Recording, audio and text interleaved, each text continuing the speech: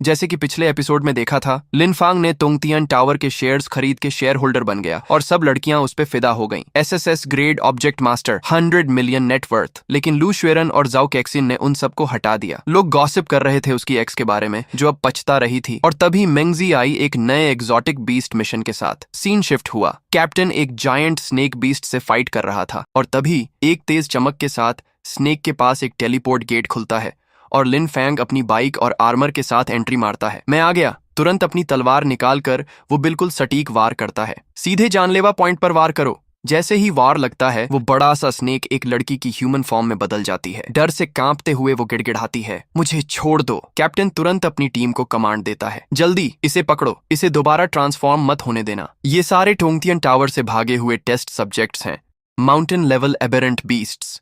ये बहुत चालाक होते हैं, इन्हें कंट्रोल करना जरूरी है। कैप्टन लंबी सांस छोड़ते हुए पसीना पोंछता है। उफ, लगता है फाइनली हमने सारे भागे हुए एबेरेंट बीस्ट्स को पकड़ लिया जो लैब में दंगे के बाद भागे थे, है ना? ये सोचना भी क्रेजी है कि सिर्फ एक हफ्ते में लिनफांग की कॉम्बैट पावर 4860 तक पहुंच गई। Special operations level. अब वो सच में बैटल ग्राउंड में अपनी जगह बना चुका है।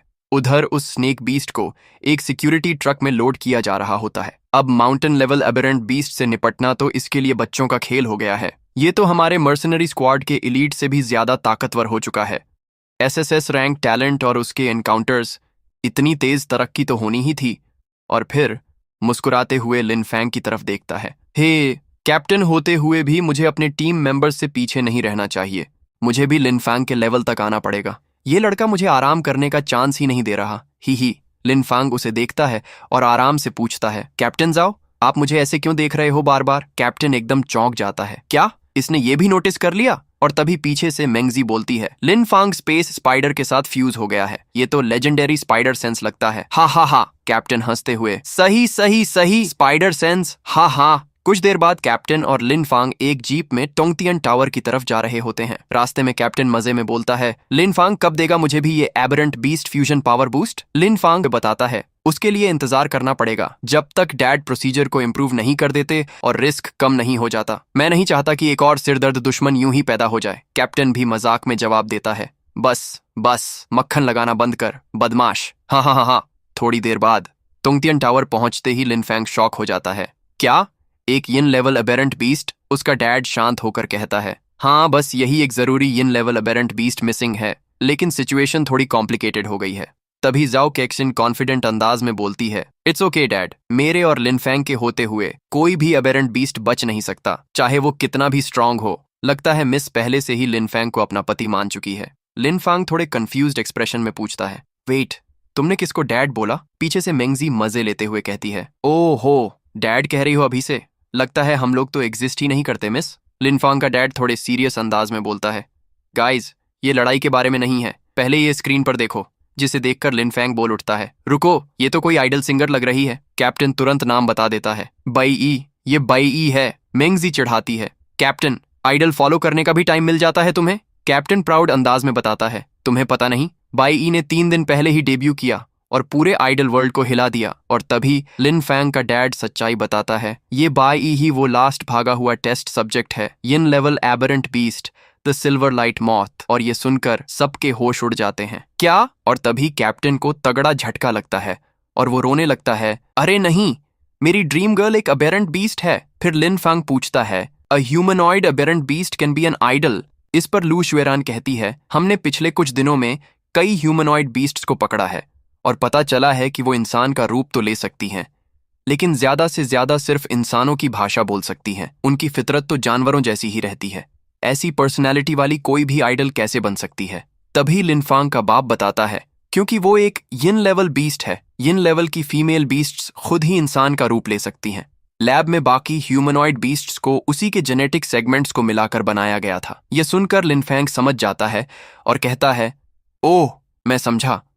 तो इसका मतलब है कि उन फायर लेवल या माउंटेन लेवल ह्यूमनॉइड बीस्ट्स की सोच अधूरी है, क्योंकि उन्हें जबरदस्ती बदला गया था। आगे बताया जाता है कि यिन लेवल ह्यूमनॉइड बीस्ट्स मिलना बहुत मुश्किल है, इसलिए जब उन्हें यह मिली तो उन्होंने बड़े पैमाने पर जेनेटिक मॉडिफिकेशन करके बाकी बीस्ट्स बनाए। तभी लिनफैंग कैप्टन से पूछता है, कैप्टन, आप हाल ही में बाई ई को फॉलो कर रहे थे ना? क्या आपको उसकी लोकेशन पता है? ये सुनकर कैप्टन चेक करने लगता है। मुझे देखने दो। और वो आगे बताता है, हाँ हाँ हाँ, आज रात तियानहू स्क्वायर में उसका कॉन्सर्ट है। तो लिनफांग कहता है, ठीक है, तो आज रात हम तियानहू स्क्वायर चलते हैं। थोड़ी देर बाद वो लोग तियानहू स्क्वायर पहुंच जाते हैं। कैप्टन कहता है, चलो उस बाई ई से मिलते हैं। और तभी हम बाई ई को देखते हैं। वो गाना गाने लगती है। चांदी का समंदर लहराए, हल्की रोशनी से चेहरा जगमगाए। मैं छूने के लिए हाथ बढ़ाऊं तो पता चले वो तो बस तेरी परछाई है।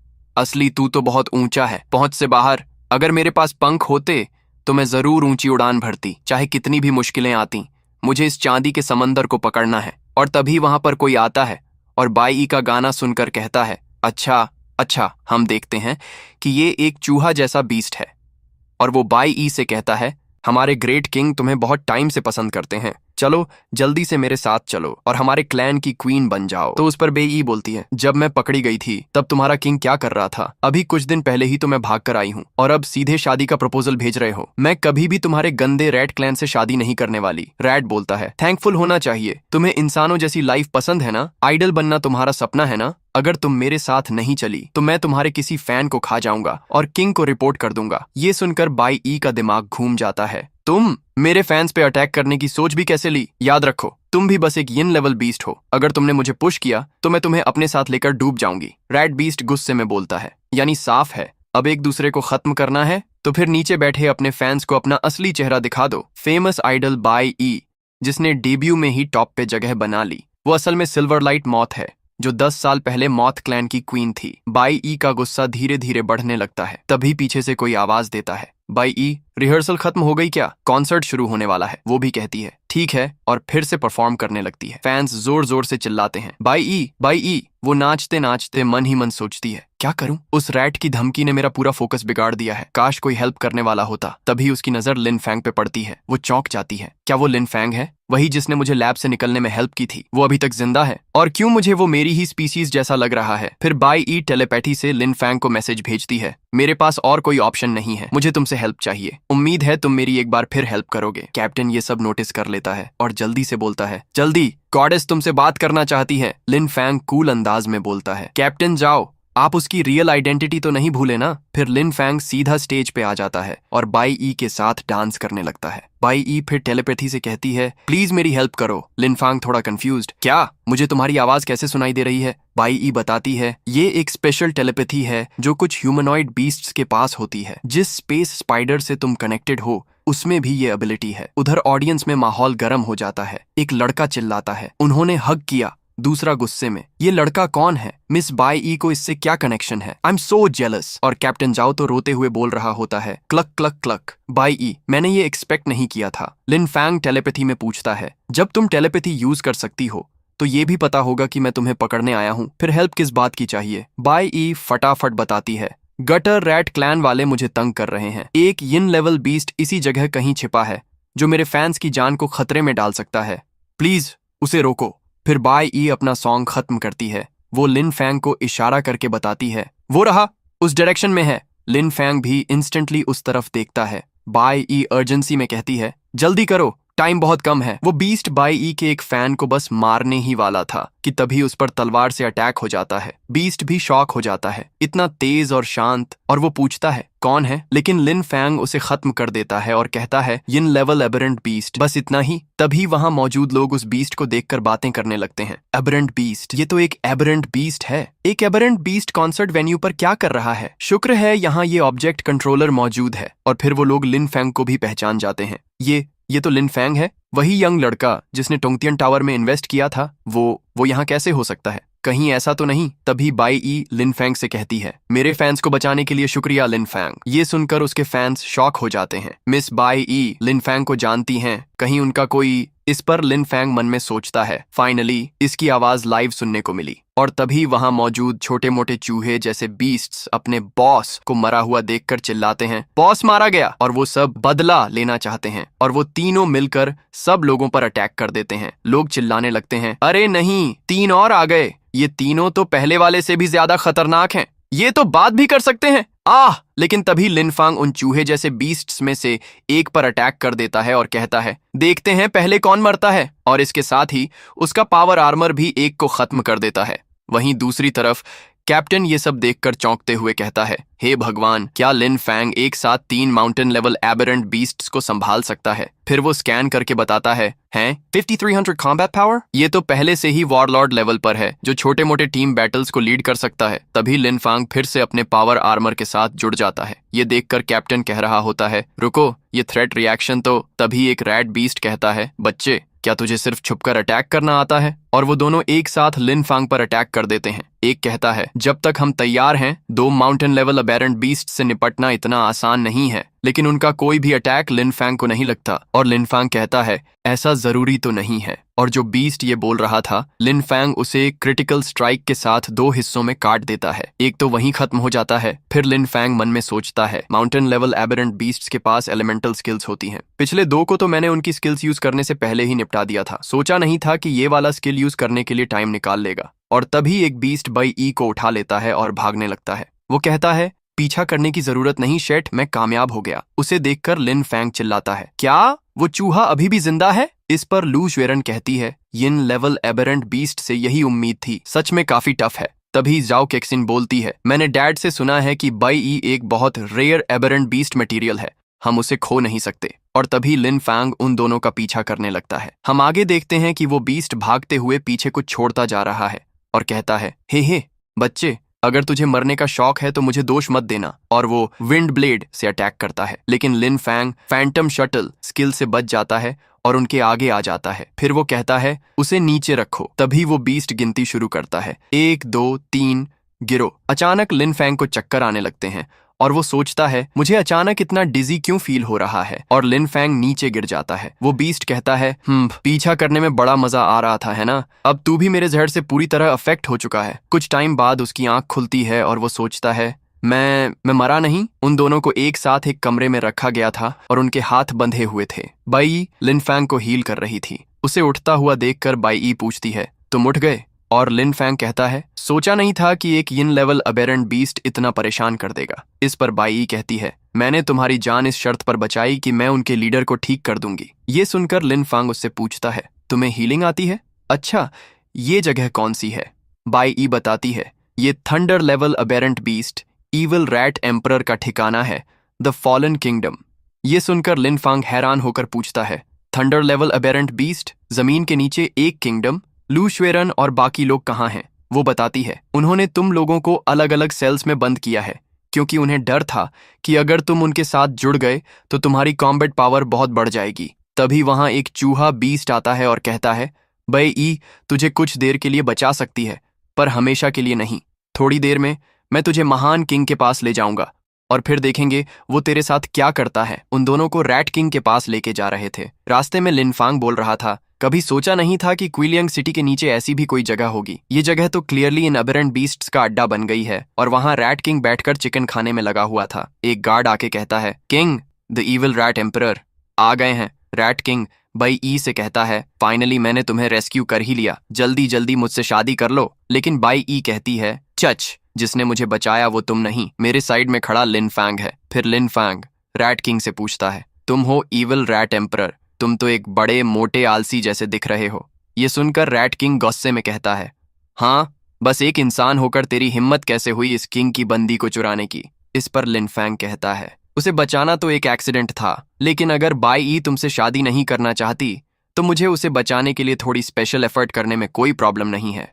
तभी एक चूहा बीस्ट लिन फैंग के सिर पर हाथ रखकर उसे झुकाने की कोशिश करता है और कहता है, बच्चे, तेरी हिम्मत कैसे हुई किंग से ऐसे बात करने की? इस पर लिन फैंग गुस्सा हो जाता है और कहता है, अपने गंदे हाथ हटा। और फिर पीछे घूमकर पूछता है, मेरे लोग कहाँ हैं? वो लोग कहाँ हैं? और वह अपनी ऑरा छोड़ने लगता है। ये देखकर वह चूहा बीस्ट शॉक हो जाता है और कहता है, तुम क्या चीज हो? तुम्हारे अंदर से एक एबेरेंट बीस्ट जैसी ऑरा क्यों निकल रही है? तभी रैट किंग लिन फैंग से पूछता है, एक इंसान के जिस्म में एबेरेंट बीस्ट, तेरा उस जाओ चुनशंग से क्या कनेक्शन है? वो आगे बताता है, उस टाइम जब जाओ चुनशंग ने बाई के लिए इस किंग से लड़ने के लिए एबेरेंट बीस्ट का रूप लिया था, बिल्कुल ऐसा ही फील हुआ था। उस बंदे ने आराम से सिर्फ 2 ऑब्जेक्ट्स ही बाइंड किए थे, फिर भी उसने मुझे इतनी बुरी तरह मारा कि मैंने खुद को यहाँ कैद कर लिया और पिछले 10 साल से इस अंडरग्राउंड किंगडम में छुप कर बैठा हूँ। और वह बोलता है, और अब उसके जैसा एक और आ गया। और वह मन ही मन सोचता है, नहीं, भले ही इस किंग के पास अब पीक थंडर लेवल स्ट्रेंथ है, लेकिन मैं जाओ चुनशेंग जैसे एक और पंगे को बिल्कुल नहीं झेल सकता।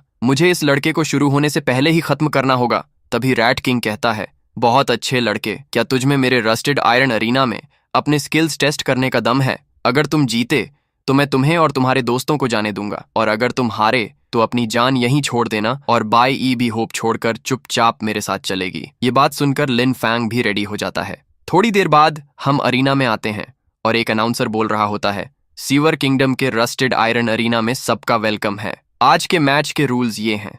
ह्यूमन ऑब्जेक्ट कंट्रोलर लिन फैंग हमारे 36 रैट्स के टॉप मास्टर्स को चैलेंज करेगा। हर एक को हराने पर उसका एक दोस्त फ्री कर दिया जाएगा। तभी रैट किंग चिल्लाकर कहता है, और अगर ये हारा, मार दो मार दो मार दो, इसे मारकर मुझे खिला दो। ये सुनकर सारे चूहे चिल्लाने लगते हैं, मारो मारो मारो, हे किंग। तभी लिन फैंग पूछता है, मेरे दोस्त कहाँ हैं? तुम चाहते हो कि मैं एक ऑब्जेक्ट कंट्रोलर तुमसे खाली हाथ लड़ूं? उसका ओपोनेंट कहता है, यह एक फेयर 1-on-1 है, क्या तेरे पास एबेरेंट बीस्ट एबिलिटीज नहीं है? और लिन फैंग पर अटैक करते हुए बोलता है, तो चल देखता हूं तेरे पास क्या है, ड्यूल शुरू किया जाए। इधर रैट किंग चिकन खाते हुए कह रहा होता है, हा बच्चे, जिस पल तूने इस रस्टेड आयरन अरीना में कदम रखा था, तू उसी पल मर चुका था अपने बाउंड ऑब्जेक्ट्स के बिना। देखते हैं तू कैसे लड़ता है। और बाय ई चुपचाप बैठी ये सब देख रही होती है। अब आते हैं बैटल पर। लिन फैंग टेलीपोर्ट करके ओपोनेंट के पीछे आ जाता है और अटैक कर देता है। अब दिखा कुछ, उस चूहे के मुंह से खून निकल जाता है और वो कहता है, सोचा नहीं था तेरे पास एक और ट्रिक होगी। ओ तेरी स्किल, मैं इसे लेता हूँ। उस वक्त लिन फैंग अपने स्पाइडर फॉर्म में था और वो चूहा बीस्ट चिल्लाते हुए खत्म हो जाता है। मेरे टुकड़े टुकड़े हो रहे हैं।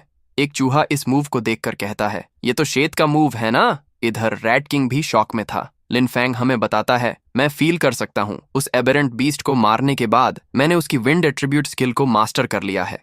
तो माउंटेन लेवल या उससे ऊपर के एबेरेंट बीस्ट्स को हराने से उनकी जैसी स्किल्स मिल जाती हैं। और फिर कहता है, हे अब यहाँ से निकलने का एक रास्ता है। 1-on-1 फेयर था, राइट? तो इस बार लूज वेरन को छोड़ दो, मुझे 2-on-2 करना है। उधर से रैट किंग कहता है, अपनी औकात मत भूल। तभी वो पॉइजन वाला चूहा लिन फैंग से कहता है, तूने बस एक माउंटेन लेवल बीस्ट को हराया है, इसमें इतना प्राउड होने वाली क्या बात है? लिन फैंग उसे कहता है, टेंशन मत ले, अगला चैलेंज तुझे ही दूंगा जिसने मुझे झड़ दिया था। और आगे बढ़ते हुए कहता है, जब तुझे मरने का इतना ही शौक है तो तेरी ये ख्वाहिश मैं पूरी करूंगा। तभी दोनों ओपोनेंट अरीना में आ जाते हैं। हेलोजन, चलो। लूज वेरन को भी लाया जाता है। लिन फैंग उसे बींड करता है और टेलीपैथी से लूज वेरन को कहता है, ग्रेट, तुम सब ठीक हो। लूज वेरन कहती है, ये सब यिन लेवल एबेरेंट बीस्ट्स हैं, हम दोनों मिलकर एक से शायद लड़ भी लें, पर दो से कैसे लड़ेंगे? लिन फैंग कहता है, फिक्र मत करो, मेरे पास एक प्लान है। इधर दोनों बीस्ट लिन फैंग को मारने के लिए रेडी थे। लिन फैंग बाइक में बैठकर